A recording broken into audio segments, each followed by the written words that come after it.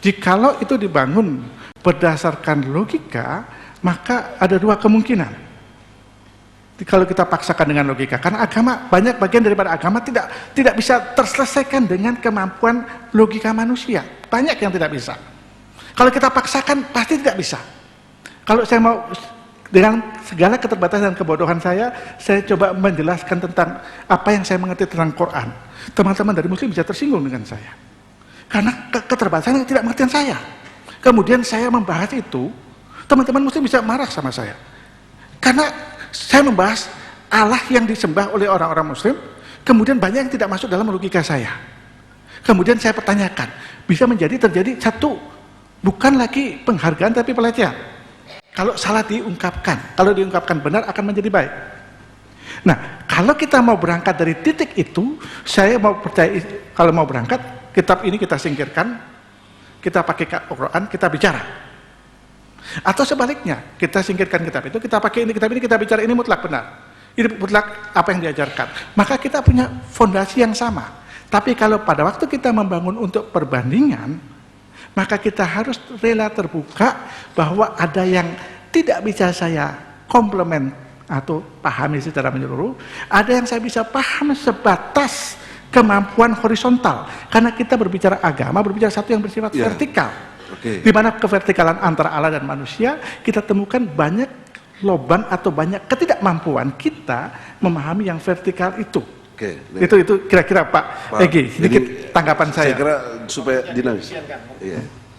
Soal waktu Pak Moderator, ini kebenaran. Jadi saya kira harus sedikit lah, penting dinamis gitu ya. Begini Pak Roland, Pak Edi, saya bisa tanggapi kan saya agak berbeda sedikit aja. Boleh.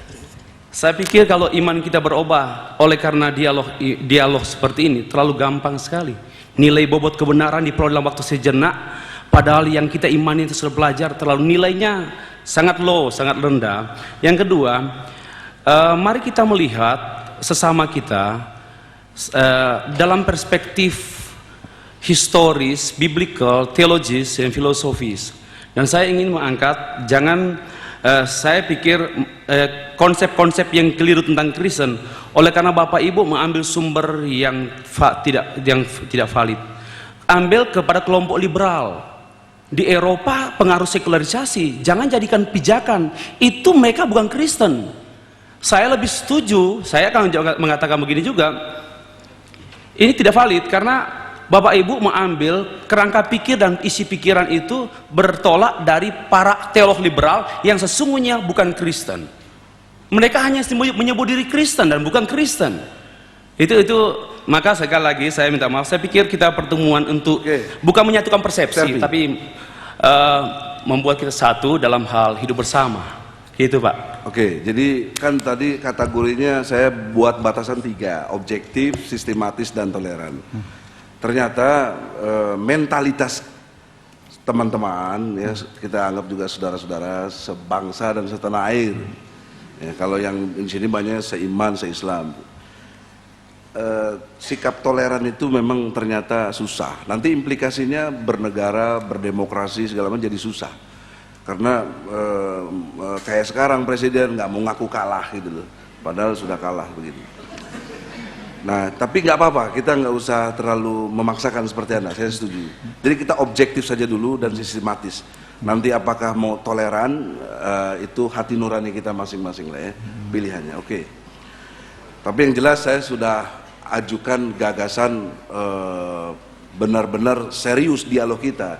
Jadi bukan nilainya rendah, Pak Stervi, bukan karena waktu singkat, bukan, tapi akal. Yang namanya hidayah itu tiba-tiba. Hidayah itu bisa datang kapan saja, tidak menunggu proses waktu lama. Ya, itu di dalam pengertian yang kita pahami, kalau hidayah itu adalah persepsi, dalam konteks ilmiah itu persepsi. Jadi hasil dialog, meskipun singkat, tapi mendatangkan pencerahan, mendatangkan satu kejelasan yang kita bahas, itu namanya kita dapat hidayah dalam dialog ini. Gitu maksudnya, itu namanya hidayah. Hidayah itu kan petunjuk. Apa petunjuk itu dalam perspektif ilmiah? Yaitu persepsi. Persepsi kita clear, bicara tentang kebenaran. Nah untuk itulah Sekarang kita fokus ya konteks kepada pembahasan agama ini. Kita nggak perlu ikutin aliran liberal, nggak perlu ikutin aliran ortodok dan lain sebagainya, Pak. Kita pakai pendekatan ilmiah, itu yang makanya saya bilang efektif, efisien, tidak terjebak kepada aliran apapun, tapi kepada common sense, otak yang sehat, akal sehat. Nah, tawaran gagasan saya dalam konteks dialog agama ini, parameter bicara agama, saya pikir, atau nanti kalau nggak setuju boleh dibantah atau di ini kan, dua hal penting saja. Pertama, konsep Tuhannya jelas. Yang kedua, sistem ajaran dari agama itu untuk alam dan manusia. Karena agama diyakini untuk apa diyakini? Kalau nggak banyak bertentangan dengan akal, Pak. Untuk apa?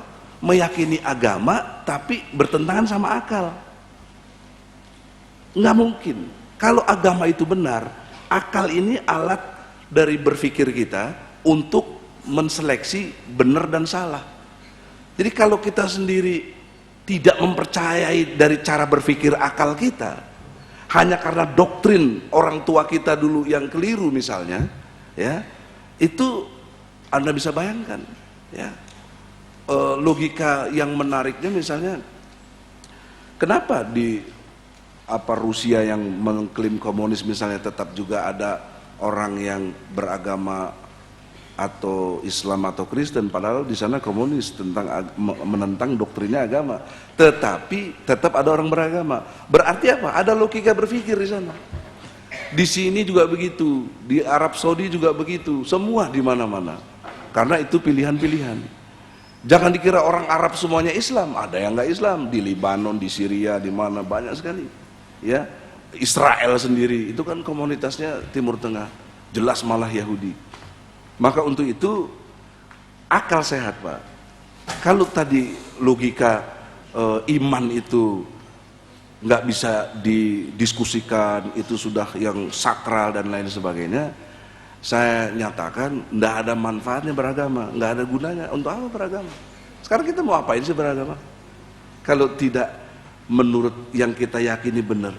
Coba ketika Anda Allahu Akbar tapi Anda nggak jelas apa itu, nggak ngerti. Makanya dalam Islam itu ilmu, ya, iman, ilmu, amal, ya, gitu logikanya. Ya kita memang beriman tapi didasari dengan ilmu. Ilmu imamu amal, kata Rasulullah. Ilmu kamu itu yang jadi imam amalan-amalan kamu. Amalan kamu jadi benar karena didasari ilmu. Dan jangan kamu ikuti satu yang kamu nggak tahu. Ini ada Al-Quran di surat Al-Isra ayat 36. Kamu nggak boleh ikuti satu yang kamu nggak tahu. Makanya wajib belajar agama itu, ngerti minimal 3 hal penting: konsep akidah, syariat, dan akhlak. Kalau prinsip-prinsip Islam. Nah jadi gitu, Pak. Nanti kita bicara konsep Tuhan. Kalau Anda klaim Kristen, konsep Tuhannya itu di mana-mana orang mengkategorikannya dalam satu rumusannya Trinitas. Mau pakai aliran apa juga begitu, Anda Trinitas.